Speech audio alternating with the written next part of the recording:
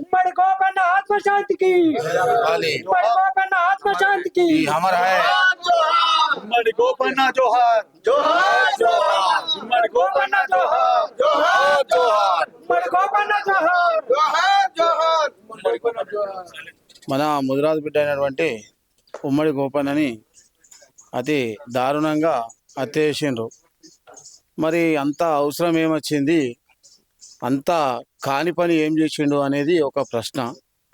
మరి ఆ ప్రశ్న ఎవరు చెప్పాలన్నది ఒక నాయకుడికి వెనుక ఉన్నటువంటి కార్యకర్తలు కానీ, మరి ఆయన వెంబడ తిరిగినటువంటి పెద్ద పెద్ద నాయకులు కానీ, మరి ఆయన అంత తప్పు ఏం చేసిండు, ఏం జరిగింది, మరి ఒక మనిషిని చంపడం వల్ల అంత న్యాయం చేసే వ్యక్తులు పుట్టినరా? మరి ఎవడు పుట్టలే కదా. ఆయన చంపినంత మాత్రాన నాయకత్వం, మీరు ఎంత పెద్ద నాయకత్వం చేస్తారు, ఏదైనా ఊరిని ఎంత ఏమైనా మొత్తం అంతగానం ఏం పని చేస్తారు? ఆ నాయకుడిని చంపడం వల్ల మీకు వచ్చింది ఏమున్నది? మరి మిగతా నాయకులు, కాంగ్రెస్ నాయకులు ఇంతకుముందు పెద్ద పెద్ద నాయకుల్ని కూడా చంపి మన కాంగ్రెస్ ప్రభుత్వం కూడా 10-20 సంవత్సరాలు ఎనికిపోయిన రోజులు ఉన్నాయి. అసంటి నాయకుల్ని చంపడం వల్ల కాంగ్రెస్కి ఎనిక్కెళ్తుందే తప్ప ముంగడికి సాగది. మరి అసంటి చరిత్రని మీరు ఎందుకు సృష్టించుకుంటారు? మరి అసంటి కార్యకర్తల్ని, అసంటి నాయకుల్ని ఉండడం వల్ల పార్టీ దెబ్బతీస్తుంది, జాతులు దెబ్బతీస్తాయి. మరి జాతిలో ఒక నాయకుడు పుట్టాలంటే కనీసం ఒక మనిషి తన కాలమంతా దారవోసి భార్య పిల్లల్ని కాదని ఒక 20-30 సంవత్సరాలు కష్టపడితే కానీ ఆ నాయకుడు తయారు కాడు. అంత కష్టపడ్డ నాయకుడిని అతి దారుణంగా చూడంగానే ఒక పక్కల బల్యం ఉన్నటువంటి పిల్లగాన్ని, తెలివని పిల్లగాన్ని అడ్డం పెట్టుకొని అతన్ని పక్కకు పెట్టి అలా పిల్లగాడు చంపిండని చెప్పి మిగతా నాయకులందరూ కలిసి, ఆ ఎవరో నాయకులు మిగతా అగ్రవర్ణ కులాలలో ఇంకా 5-6 కలిసి అతన్ని చంపడం జరిగింది. మరి జరిగినప్పుడు జిల్లా నాయకుడు కానీ మిగతా నాయకులు మన కనీసం వచ్చి ఒక చిన్న రిపోర్టు కూడా ఈ మనిషి నాయకుడు చనిపోయినందుకు కూడా ఒక్క నాయకుడు కూడా చెప్పలేదు. ఎంత దుర్బలమైన నాయకత్వం ఉన్నది మన తెలంగాణలో. మరి ఇంత దుర్బలమైన తెలంగాణలో ఇంత దుర్బలమైన నాయకత్వం ఉన్నప్పుడు రేపు మీరు నాయకులు కావాలని నేను వస్తా, నాకు ఓటేయాలంటే ఎవడు మీ బిడ్డలు నమ్మాలా? నమ్మేవాడేవాడు, నమ్మి మీ ఎమ్మటి వచ్చేవాడేవాడు. మరి ఇంత పెద్ద జాతి ఉన్నటువంటి ముదిరాజు బిడ్డని, అంత నాయకుడు, మంచి నాయకత్వం అయినటువంటి మనిషిని ఒట్టి దారుణంగా చంపిపించింది. మీరైతే మీరు ఎంత పాపము ఒడిగట్టుకున్నారు అంటే అంత పాపానికి ఒడిగట్టుకున్నారు. మరి అసంటి నాయకుని మీరు తెస్తారా? మేము లక్షగా ఇస్తాం, మొత్తం ఊరే మీకు దారపోస్తాము. అసంటి నాయకుని మీరు తెస్తారా? తేలేరు.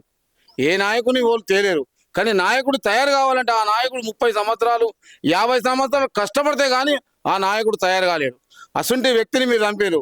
ఇంతకుముందు కాంగ్రెస్లో డి శ్రీనివాస్ ఉండే, ఆయన 50 ఏళ్ళు కష్టపడితే కానీ ఆయన ఒక హోదాకు రాలేడు. ఆ హోదాకు వచ్చినటువంటి వ్యక్తిని ఏదో అగ్రవర్ణ కులాలు అందరు కలిసి నీ పెద్ద కొడుకు ఏదో అన్నాడని చెప్పి అతి దారుణంగా ఆయనని ఓడగొట్టి ఎనికబడేసారు.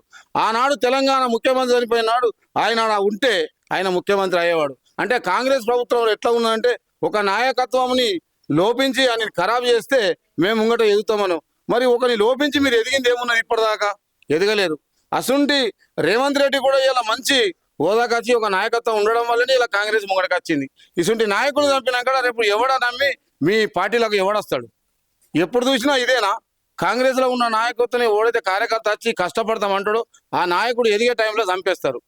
ఏంది మీ పాలన ఏంది? మీరు పెద్ద పెద్ద నాయకులు దీన్ని ఖండించి గట్టి వాళ్ళకు మంచి వాళ్ళకి ఏదైనా శిక్ష అనుమాలు పరిచి వాళ్ళని కఠినంగా శిక్షిస్తే ఇంకొక నాడు అరే ఏ నాయకుని కూడా సంపద్దు అని చెప్పి భయం ఉంటుంది. ఆనాడు వైఎస్ కూడా ఆయన కూడా ఎంతో మంచి మేలు చేసిన వ్యక్తి. తప్పు చేయని మానవుడు ఎవడు లేడు భూమి మీద. తప్పు చేస్తారు, ఒప్పు చేస్తారు, కానీ ప్రాణాలు తీసుకునేంత అవసరం ఎవరికి అవసరం లేదు.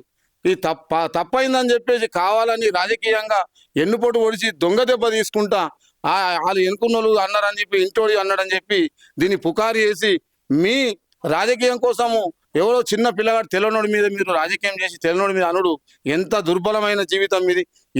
ఏం సాధిస్తారు, ఏం తీసుకొచ్చుకుంటారు మీరు? మరి ఇంతగానం ఏం సంపాదిస్తారో మాకైతే తెలియదు. మా ముదిరాజు దాతి నుంచి మాత్రం మా నాయకుడికి న్యాయం జరగాలని మేమందరం మొత్తం టోటల్గా నిజామాబాద్ మండల ప్రెసిడెంట్లు అందరం కలిసి మేము ఉమ్మడి గోపికి న్యాయం చేస్తామని మేమందరం ముక్త కంఠంతో మేమందరం వచ్చి ఉన్నాము. మరి ఏ విలేకరులు అయినా కూడా ప్రతి మండలంలో కానీ జిల్లాలో కానీ విలేకరులు కూడా ఎందరో మంది ఉంటారు. మరి వాళ్ళు కూడా ఒక్క రిపోర్టు కూడా ఒక ఛానల్లో రాలేదు. మరి అంతా దరిద్రంగా ఏం చేసిండో మీరు కూడా మీరు ఆలోచించుకొని విలేకరులు కూడా కొంత కూడా ఆలోచించాల. నాయకుడు ఏం న్యాయం చేసిండు, ఏం న్యాయం చేయలేదని కూడా మీకు వాళ్ళకి తెలియదా? మరి ప్రతి ఒక్కడికి రూపాయో 2 రూపాయలు మనిషి అయితే దానాధర్మాలు చేస్తాడు. మరి ఇంత చేసినని కూడా మీరు ఒక్కసారన్నా ఛానల్లో చెప్పలేరు. మరి ఎందుకు చెప్పలేరు? మరి మీకింత అంత ఏం ఖరాబ్ చేసిండు? మరి మీరు కూడా ఎంత వెనకబడి ఎందుకున్నారో మరి ఏ నాయకుడు చెప్తే మీరు భయపట్టిండ్రా? మరి ఇక ముందు కూడా మేము నమ్ముకున్నాలా నమ్మద్దా అది కూడా మీరు మీ ఛానల్ ద్వారా మీరు చెప్పాలా అని మేము కూడా మా మండల తరఫున ఈ ఉమ్మడి గోపైనటువంటి కుటుంబానికి ముక్తకంఠంతో మేము సపోర్ట్ ఉంటామని చెప్పి ప్రతి మండల ప్రెసిడెంట్లు అందరం సపోర్ట్ ఉంటామని చెప్పి జై ముదిరాజ్, జై పెదమద. జోహార్ గోపన్న, జోహార్ జోహార్, జోహార్ గోపన్న, జోహార్ జోహార్. ఇమ్మడి గోపన్న ఆత్మ శాంతించాలని కోరుతూ ఏదైతే ఇమ్మడి గోపన్న ఉన్నాడో ఇమ్మడి గోపన్నని ముదిరాజు కులంలో ఎదుగుతున్నాడు అనేసి ఇది కుట్రపూరితమైన హత్య అనేసి నేను భావిస్తున్నా. ఇమ్మడి గోపన్న ముదిరాజ్ కులస్తులకు కానీ ముదిరాజ్ సంఘాలకు కానీ ఎన్నో విధాలుగా సాయం చేసిండు. అలాగే వెనకబడ్డ కులాలకు కూడా విలేజ్లలో కూడా చాలా సాయం చేసిండు. ఇమ్మడి గోపన్న ఏదైతే ఇందలవాయిలో మీటింగ్ పెట్టాడో ఆ మీటింగ్ వల్ల ఏదైతే స్టేట్ లెవెల్ నాయకులు ఉన్నారో వాళ్ళు కూడా ఎదగడం జరిగింది. కానీ ఈరోజు ఇందలవాయి మండలంలో పట ఇమ్మడి గోపన్న చనిపోతే ఏ నాయకుడు కూడా ముంగటొచ్చేసి నేను ఉన్నా అనేసి భరోసా ఇవ్వడం లేదు. జిల్లా నాయకులు కూడా ఇమ్మడి గోపన్న చాలా సాయం చేసిండు. ఆ సాయాన్ని కూడా మర్చిపోయి వాళ్ళు పదవులు అనుభవిస్తున్నారు. ఆ పదవులకు దగ్గర ఏది కూడా ముంగట వచ్చేసి ముదిరాజులు మేము ఉన్నాం, మరి మీరు అందరు నడవండి, మా వెనక మీరు ఉండండి అనేసి కూడా ముంగట ఎవరు రావట్లేదు. అందుకనే ఇది ఇమ్మడి గోపన్న యొక్క ఎదుగుదలని ఓర్వలేక వెనక సైడ్గా ఉండి హత్య చెప్పించినట్టుగా మేము భావిస్తున్నాము. అందుకనే మేము ఏదైతే ఇమ్మడి గోపన్నకు మండల లెవెల్లో కానీ డిస్టిక్ లెవెల్లో కానీ స్టేట్ లెవెల్లో కానీ ఈ యొక్క హత్యని ఖండిస్తూ దీన్ని ముంగట తీసుకెళ్తాం, చాలా హెచ్చరిస్తున్నాం. లేకపోతే ఇంకా ముందు కూడా దీని మీద చర్య తీసుకోకపోతే రస్తా రోకోలు ఊర్లలో ఇది కానీ ఇవి పెద్ద ఎత్తున చేస్తామనేసి మేము ఇమ్మడి గోపన్నకు సపోర్ట్ చేస్తూ వాళ్ళ కుటుంబానికి ప్రగాఢ సానుభూతిని తెలుపుతూ జై ముదిరాజ్. ఈరోజు ఇమ్మడి గోపన్నకు దారుణంగా హత్య చేయడం జరిగింది. ఎందుకంటే ఈరోజు ముదిరాజ్ ముద్దుబిడ్డ నిజామాబాద్ జిల్లాలో ఒక ఎదుగుతున్న క్యాండిడేటు 30 సంవత్సరాల నుంచి కష్టపడి 2 పర్యాయాలు సర్పంచ్గా 1 పర్యాయాలు ఎంపీపీగా పనిచేసిన వ్యక్తి ఈరోజు హత్య చేయడం వెనుక చాలా కుట్ర ఉన్నది, పెద్ద కుట్ర నెట్వర్క్. ఒక హల్లుని అడ్డు పెట్టుకొని ఈరోజు రాజకీయంగా ఎదగద్దనే ఉద్దేశంతో ఇమ్మడి గోపన్నని అతి దారుణంగా చంపడం జరిగింది. ఈ అత్యధిక కుట్ర ఏంటంటే పవర్ సబ్ స్టేషన్లు కూడా పవర్ కట్ చేయడము, ఆ రాత్రి పూట ఫోన్ మీద ఫోన్ చేసి ఎప్పుడెప్పుడు చంపాలనే ఉద్దేశంతో ఇది రాజకీయ కుట్రని మా ముదిరాజ్ తరపున ప్రత్యేకంగా వీరికి తెలియజేస్తున్నాం. దీనికి మేము ముదిరాజ్ తరపున ఈ ఇమ్మడి గోపన్నకు కుటుంబానికి న్యాయం చేయాలి, చంపిన వారికి ఉరిశిక్ష వేయాలి. ఎందుకంటే ఈ ముదిరాజు జాతి ఎదుగుతున్న నాయకునికి ఒకే ఒక నాయకుడు ఇమ్మడి గోపి. వారు ఎదుగుతున్నారంటే బీసీ బిడ్డ, అందరికీ సాయం చేస్తూ ఈ రూరల్ నియోజకవర్గం కానీ నిజామాబాద్ జిల్లా కానీ ఎదుగుతున్నాడు. ఎక్కడ చూసిన పరిచయాలు ఎదిగి రాష్ట్ర వ్యాప్తంగా కూడా ఉపాధ్యక్షుడిగా కూడా బండ ప్రకాష్ గ్రూపులో కావడం జరిగింది. మరి ఇది రాజకీయ కుట్రని మాకు ప్రతి ఒక్క ముదిరాజుకు తెలియజేస్తున్నాం. ఎందుకంటే ఇది రాజకీయ కుట్ర, వాస్తవంగా చేస్తే కుటుంబ కక్ష కాదు. అల్లుడిని అడ్డు పెట్టి రాజకీయం చేసి రెడ్లు అన్ని కులాలు కలిపి ఈ ఇమ్మడి గోపన్ని అతి దారుణంగా చంపారు. వీరికి కూడా తగిన రేపు ఫ్యూచర్లో కూడా వాళ్ళకు కూడా గవర్నమెంట్ రూల్స్ ప్రకారం వాళ్ళకు కూడా మా ముదిరాజ్ తరపున వాళ్ళకు కూడా చంపిన వాళ్ళకు ఉరిశిక్ష తీయాలని గోపన్న కుటుంబానికి రక్షణ కల్పించాలి. ప్లస్ వాళ్ళ కుటుంబానికి కూడా సహకారాలు ఉండాలి.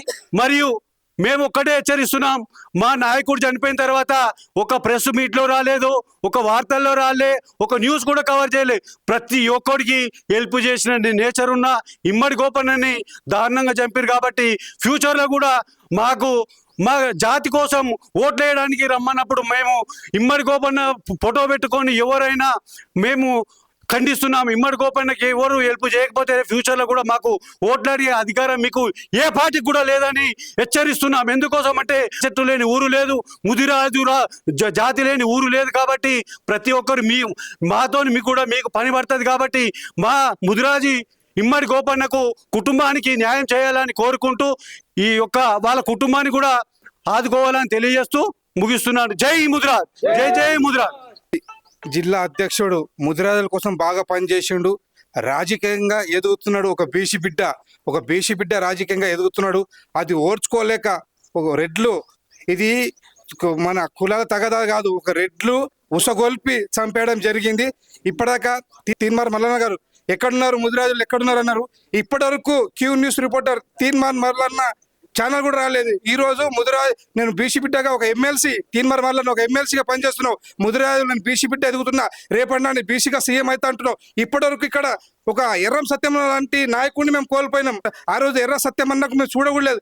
ఈ రోజు ఇమ్మడి గోపి అన్న మా కోసం పనిచేసిండు. ప్రతి విలేజ్ లా, నిజామాబాద్ జిల్లాలో ప్రతి విలేజ్ లా ప్రతి కుటుంబానికి, ముదిరాజ్ కుటుంబానికి ఆదుకున్న మనిషి ఈ రోజు రాజకీయంగా ఎదుగుతుంటే చంపేయడం జరిగింది. దీంట్లో రెడ్ల హస్తం సంతోష్ రెడ్డి అనే ఒక అతను ఉసిగొల్పి ఈ రోజు ముదిరాజులను చంపడం జరిగింది. ఈ రోజు తీన్మార్ మల్లన్న గారు, మీరు ఈ మెసేజ్ మేము ఎందుకు పంపుతున్నామంటే, నువ్వు అంటావు కదా ముదిరాజులు ఎక్కడ నిద్రపోతున్నారు, ముదిరాజు లేకపోతే ముదిరాజులు ఏం చేస్తున్నారు, ముదిరాజులు చేస్తున్నారు. ఈ రోజు ఇప్పటివరకు ఏ క్యూ న్యూస్ రిపోర్టర్ కూడా రాలేదు. ఈ రోజు ఇది ఖచ్చితంగా మాట్లాడాలా. ఈ రోజు ఇమ్మడి గోపి విషయంలో నువ్వు ఖచ్చితంగా క్యూ న్యూస్ లో మాట్లాడాలా. ఈ విషయము మాట్లాడితేనే నువ్వు బీసీ పెట్టావు, లేకపోతే నువ్వు రెడ్డి పెట్టావు. ఈ విషయం మన ఇమ్మడి గోపిని చంపడం జరిగింది. ఈ విషయంలో ఇతను పార్టీలకు అతీతంగా ఇతను బీసీ బిడ్డ, ఖచ్చితంగా నువ్వు బీసీల గురించి మాట్లాడతావు కదా, నువ్వు బీసీ నాయకుడి కదా, నువ్వు ప్రతిసారి అంటావు కదా లైవ్ లో నేను బీసీ నాయకుడిని. ఆ రోజు మహబూబ్ నగర్ లో ఎర్రం సత్యమన్న ఎట్లా చంపారో ఇక్కడ ఈ రోజు నిజామాబాద్ జిల్లా ఇందల్వాయి ఇమ్మడి గోపిని చంపేయడం జరిగింది. ఇతను ఎంపీగా చేసిండు, రెండు సర్పంచ్ కూడా చేయడం జరిగింది. ఇది మూడోసారి రాజకీయంగా ఎదుగుతున్నాడు కాబట్టి చంపేయడం జరిగింది. తీన్మార్ మల్లన్న గారు, మీరు నిజంగా బీసీ బిడ్డ అయితే ఖచ్చితంగా ఈ విషయం నువ్వు ఖచ్చితంగా లైవ్ లో మాట్లాడాల్సిందే. జై ముదిరాజ్.